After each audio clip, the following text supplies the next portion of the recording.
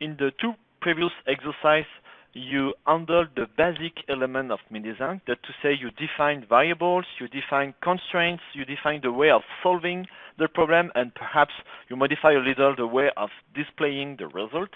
Now the goal of this second videos is just to see with you some extending element that can be very, very interesting for more complex constraint satisfaction problem.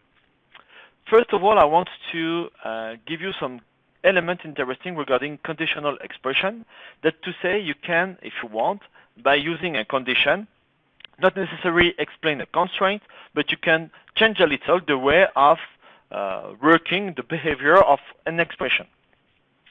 So if a Boolean expression is true, then I will use this first way of using an expression, else I will use a second way of using the expression. You have to take into account that the closing element and if is mandatory to help the system understand where is the end of this expression. Just to be more clear, here you have two different examples. Here is just the definition of one parameter, as we saw in the previous slide.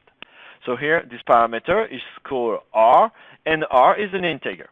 And you can see that R, here, we are performing the assignment of R, and this assignment depends on a condition. That's why we have a if. If this parameter is equal to 0, then R is equal to 0. Else, if this parameter is not equal to 0, so R is equal to Z. And of course, here I have the closing element and if. Regarding the behavior of this programming line, in fact, I just say that R is equal to Z. This is not this condition expression here has no real, it's not really mandatory, because if I just say int R is equal to Z, it's enough. But it's just, the goal is just to show you that it's possible to use expression in the assignment of one parameter. Here, regarding the constraints, it's possible to use constraints. It's possible, sorry, to use conditional expression into a constraint to modify a little the behavior of the constraint regarding one condition. So if this parameter is strictly greater than 0, then the constraint will be satisfied if this parameter is less than 12. In the other case, that to say if this condition is not met, the constraint will be okay, else true. It's totally possible to combine conditional expression, but take into account, and you have to take care that you have to, all the time, never forget the undif expression. Regarding now the arrays. So it's totally possible to define variables that can store not only one value, but a set of values. So it's totally possible to define matrix, list, and so on in MiniZinc. To use this, if you need to use array, the way of using and defining this kind of parameter or variable is expressed here in this programming line. Let's see the different elements of this programming line. The first element here, the keyword, just say that you are defining an array. After that, because this array can have multiple dimensions, one dimension if you have a list, two dimensions if you have a matrix, three dimensions if you are, and so on, and so on, and so on, you have to express in this index set what are the different boundaries of each dimension. So here, because I start with 1 and going to n, I have an n dimension array. After that, you have to precise if this array is just a parameter or if it's a variable.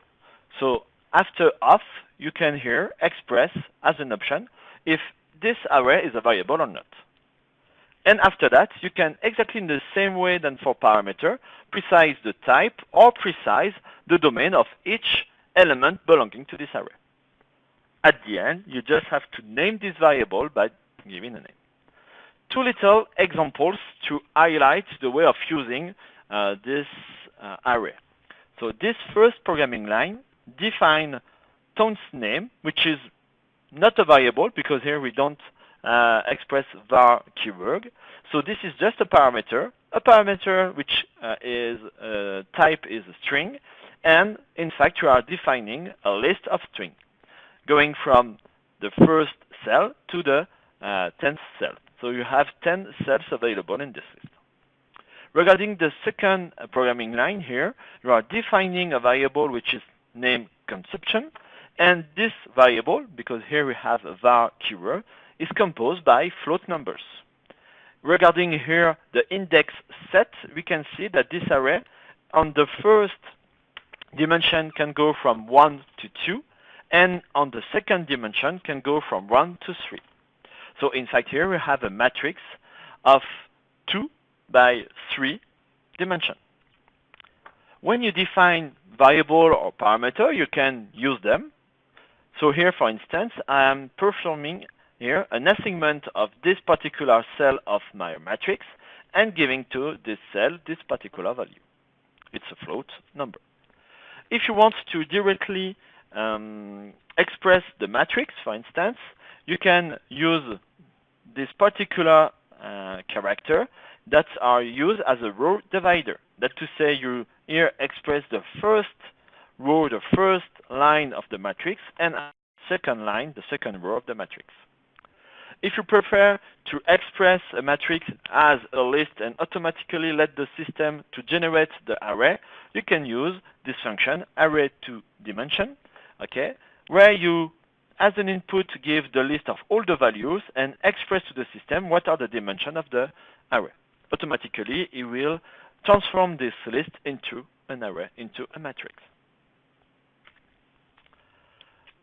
You handle array, it's possible, sometimes it's mandatory to express some constraints on the different cells of this array. So in this different slides, I want to explain the way of expressing a set of conditions on not only one value of the array, but on a set of different values. Here I have an example of one aggregator function, that to say for all, and the goal of for all operation, for all function, just take as an input a set of different Boolean values, and if all the Boolean values are true, for all will be true.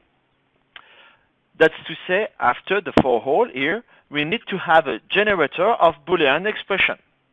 And this generator will generate a set of different conditions that the system can evaluate and evaluate as a Boolean values. And if all the different Boolean values are true, the for all will be true.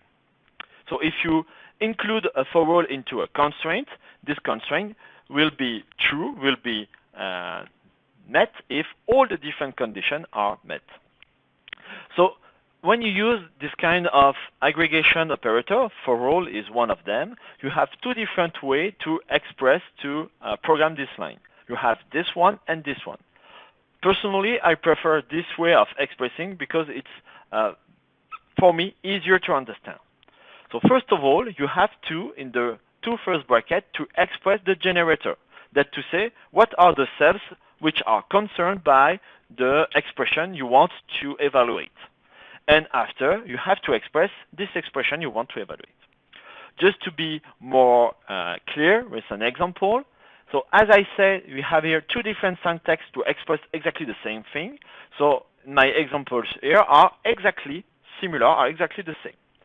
So if I start with the second way of describing the generator and the expression, so here the generator will generate all the different couple I and j, where these two parameters evolve in 1, 2, and 3 domain, and where I have a constraint that I want that these two parameters can't be equal.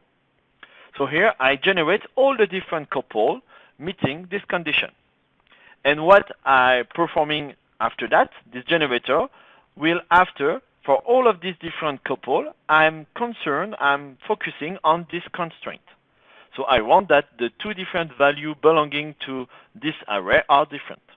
So if I include this element into a constraint function, the constraint will be okay if all the different values of the list are different. Here you have exactly the same thing expressed in a different manner. In this manner, here you can see we have the expression of a list, here the expression of the condition, and with this particular symbol after we have the expression of the generator. We saw that for all is an aggregation function, that to say it will take as an input a set of different values and it will automatically evaluate and give only one value as output. So the for all focus, as we saw, on Boolean value, that to say for all will be true if all the values, the Boolean values given as an input, are all true. As opposed to for all, we have another aggregation function exists that check that at least one value is true. So if in the Boolean value given as a list you have only one, but at least one, value which is true, automatically exist will be true. You have some other aggregation function that could be very useful for mainly mathematical element, arithmetic values. You can have sum and product that automatically give the sum or the product of the value given as an input. And exactly the same way, you have minimum and maximum that can give only one value, which is the minimum or the maximum of a set of different values. Because all of them are aggregation function, the way of using this function are exactly the same than the one I explained for the for all function. That to say you need a generator and the expression. Just to check that everything is fine regarding using of arrays, I propose you two different exercises, exercise number 3 and 4. The first exercise is the magic square. So what is the magic square? The magic square is n dimension square. Okay, so a 2-dimension square composed by n multiplied by n element. And the goal is to fill all the cells with integer going from 1 to n multiplied by n. And the goal is to fill all the different cells of this matrix and being sure that all the lines, the sum of the lines, the sum of the column, and the sum of the diagonal element are equal. So here you have one example of a 3 multiplied 3 magic square, and you can see that the magic sum is equal to 15. So your work is to design in MiniZinc a program that is able to generate a magic square of any size. Okay, here you have an example of a 3, size n is equal to 3, but I want you to solve n is equal to 13 and so on. No condition on the value on n. So you have to firstly define the only variable. The variable is the matrix, and the different constraints that are applied on this variable. You can firstly consider this tip that there is one mathematical way to evaluate the value of this magic sum. This way is given here. And so firstly, when you try to solve this problem, you can use directly this mathematical expression. And you will see what are the results. And after, when the first modeling leads to the solution, which is good, you can remove this tip and see what is the impact of removing this element in the computation time. The last exercise is called Best Burger Ever, and you will have to, I let you read the statement of this exercise, and the question, the goal of this exercise is to find the best combination of the different ingredients available, and the goal is to find the best burger. And how to define what is the best? We want to generate the most expensive burger meeting the different constraints expressed in the statement. To help you to perform this optimization, you have here the different parameters describing the different ingredients you can combine in this burger. As a conclusion, if you want to train using MiniZinc, you can try to solve any type of very famous constraint satisfaction problems, such as Sudoku, Let's just say you can give as a parameter, an input parameter, a pseudocode to solve the n-queens problem. And you have here one website where you can see different puzzles that are very interesting and very constraint satisfaction problem way of describing problems, so you can model them in MiniZinc and try to solve them. So if you go to the website, you have here different exercises that are available, and they are quite fun